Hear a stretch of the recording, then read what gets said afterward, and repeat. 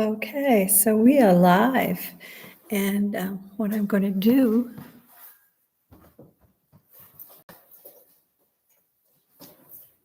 is just read for a while and see how long we stay stable.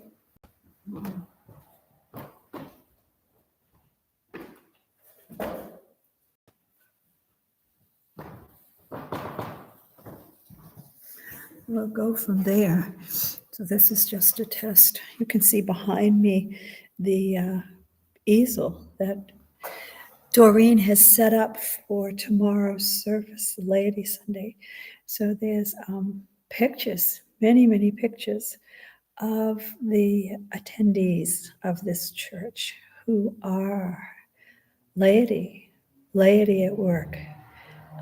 So I'm looking forward to the service tomorrow, in the very little part that I'll play while the other laities are taking part, participating. I have this little book. It's called What the World Needs Now, which promptly should bring a song to your mind. There's many short chapters. So this one looks like it's a little bit longer. It's called Love, Chapter 11. What the world needs now is indeed love. The Most Reverend Michael Curry, presiding bishop of the Pentecost Church, published a timely book in 2020 called Love is the Way, Holding On to Hope in Troubling Time. It is hard to argue that we do live in troubled times. Curry rose to fame in 2018 when he was asked to preside over the royal wedding of Prince Henry and Meghan Markle in London at the Westminster Abbey. On that day, billions watched from around the world, and Curry discovered that his core message resounded across the globe in every nation with all people. As he writes in his book, beyond our national identities and loyalties, beyond our political sympathies and ideologies, beyond our religious and spiritual convictions and commitments, there is a universal hunger at every heart of every human being to love and to be loved. And it is upon this universal desire that Christianity is based.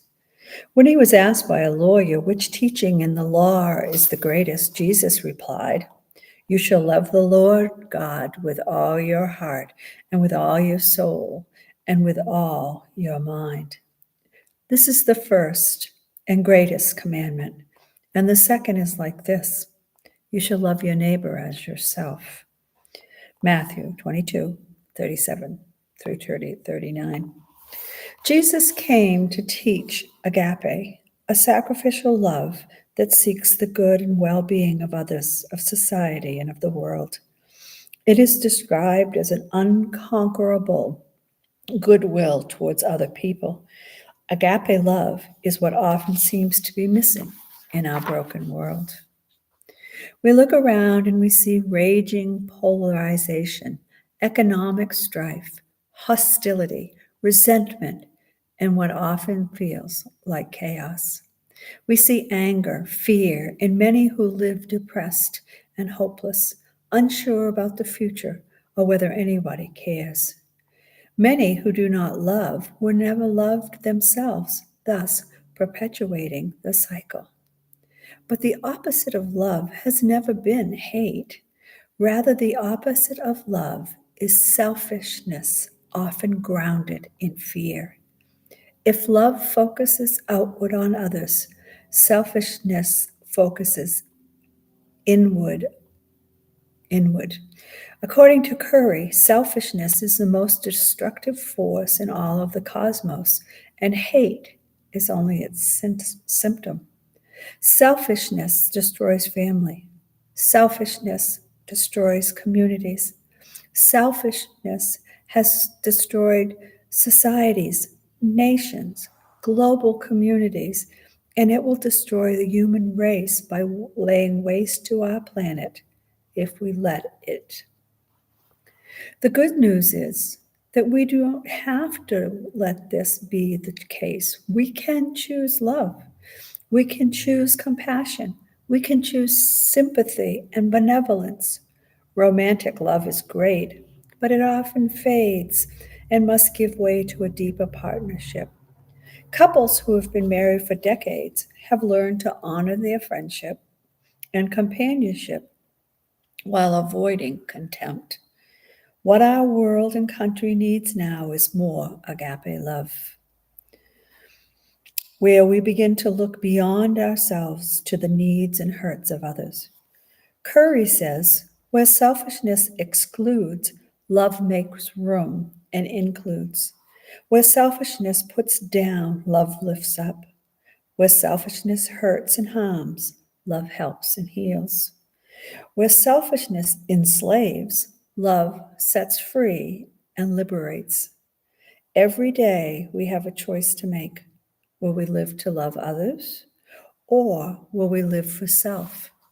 When we are stressed, tired, and in the wilderness of life, it may seem difficult, but choosing to love is always the right move. Human beings are complicated creatures. God has created us in our own image, and God has given us the capacity to love one another, to care for others, to help others. Thank goodness we do not have to go through life alone. We live in community. We believe in community. We journey through life together, supporting one another. But there is another side to us as well. And this is the side that we are not all that proud of. Sometimes it seems like love gets pushed aside, and anger, resentment, selfishness, jealousy, bitterness, and hostility can take over. And this isn't the way we want it to be. It's just the way we sometimes get when things happen and certain circumstances arise in life. All of us, no matter who we are, live with the ongoing tension of this struggle between the way God wants us to be and the way our sinful nature often causes us to be. We all wrestle with this because we are all capable of both extremes. If you have to sum up the essence of the Christian faith in one word, love would be a good one.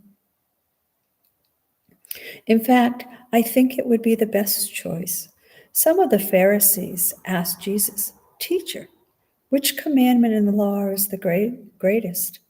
And he responded, "You shall love your God, the Lord your God, with all your heart, with all your soul, and with all your mind.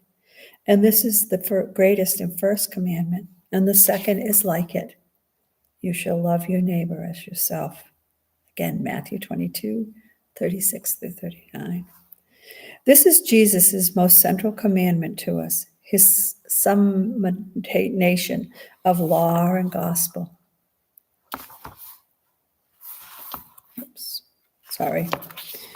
Jesus reiterates the importance of love throughout his teaching. I give you a new commandment, that you love one another as I have loved you. John 13, 34. You have heard that it was said, you shall love your neighbor and hate your enemy. But I say, love your enemy and pray for those who persecute you. From Matthew 5:43 and 44. And everything you do to others, as you would have them do to you. Matthew 7:12. Then we find the beautiful and timeless words of the Apostle Paul in his letters to the Corinthians. We know these words. They are read at weddings all the time. We are familiar with them. Yet, do we read them slowly enough to really listen to what they are saying? Do we take in the message deeply and allow it to settle over our whole being? Love is patient. Love is kind. Love is not envious or boastful or arrogant or rude. It does not insist on its own way. It is not irritable. It keeps no record of wrong. It does not rejoice in wrongdoing, but rejoices in the truth. It bears all things, believes all things, hopes all things. It keeps no record of wrong. It does not rejoice in wrongdoing, but rejoices in the truth. It bears all things, believes all things, hopes all things, and endures all things. Love never ends. 1 Corinthians 13, verses 4 through 8. As human beings, we are pretty good at falling in love. We're pretty good at loving those who are kind to us, loving those who we choose to be closest to. But that's not the love that Jesus came to teach. That's not necessarily the kind of love that Paul is talking about in 1 Corinthians, even though it's perfectly fitting and normal to read this passage at weddings. I often read it at funerals. As noted above, Jesus came to teach us agape. And agape love is very natural, very mature, advanced form of love. Most human beings simply don't get it, at least not at first. Maybe they don't want to get it. Maybe it's too hard. Maybe it seems impossible. Agape love means learning to love everybody the way, because God already loved everyone. Agape love means learning to love in the face of hurt, love in the face of betrayal, love in the face of hate. We will spend our entire lives trying to grasp the totality of what agape love is all about. It is an ideal for us, one of the goals of life that we may never quite attain, but remains an ongoing task to more fully realize. There are powerful words in the first epistle of John. Beloved, let us love one another, because love is from God. Everyone who loves is born of God and knows God. Whoever does not love does not know God, for God is love. There is no fear in love, but perfect love casts out fear. For fear has to do with punishment. And whoever fears has not reached perfection in love. That's from chapter 44, 7 through 8, and then 18. We tend to think of hate as being the opposite of love. But if you stop and think of some of the reasons why people don't love, they've been hurt before, they don't want to be hurt again, and they don't know the other person. They're scared of being rejected and not receiving the same love in return. These all have to do with fear. And the passage above from 1 John is clear that perfect love casts out fear. If we're honest, it's usually fear that keeps us from loving. And since we live in a world that seems to be full of fear, I think it's obvious that we need more love.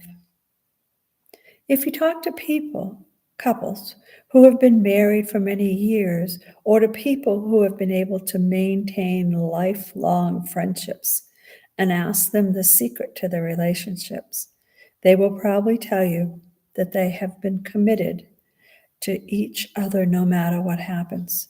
They have learned to bear each other's burdens, to forgive each other, and to see the bigger picture in life. Long-lasting love can bear any insult, any injury, any disappointment. Long-lasting love realizes that life is a journey full of ups and downs, full of joys and sorrows, full of good times as well as bad times, full of hopes and disappointments. But if we learn to see the bigger picture in life, then we come to understand that life is a marathon, not a sprint. And even though there are times in all of our relationships when we grow weary, frustrated, and get worn out. In the end, commitment, forgiveness, and perseverance are the keys to lifelong love. If you can master your temper, then you can master just about everything in life. All of us have our boiling points. Some get there faster than others. All of us can get pushed to the point that if we don't learn to walk away, to get our distance, to let things go, then we risk losing the capability to love because we have so much anger built up, and we can do great damage to relationships, friendships, marriages, damage that can never be repaired. Love is not easy. Love is not simple. Jesus knew this. Paul knew this. So we should acknowledge this too. Love requires commitment and hard work. It has also been and always will be the force that holds everything together in this world. So may we never forget that. And may we always remember that God has put us here to love one another, even when it is hard.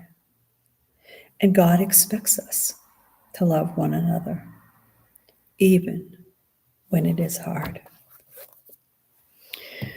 Well, there, the computer did our live stream for 16, almost 17 minutes. I don't know what this test really proves, but I'm not reproducing the issue that we had on Sunday. So I'm not sure what's next. And with that, we'll close this stream.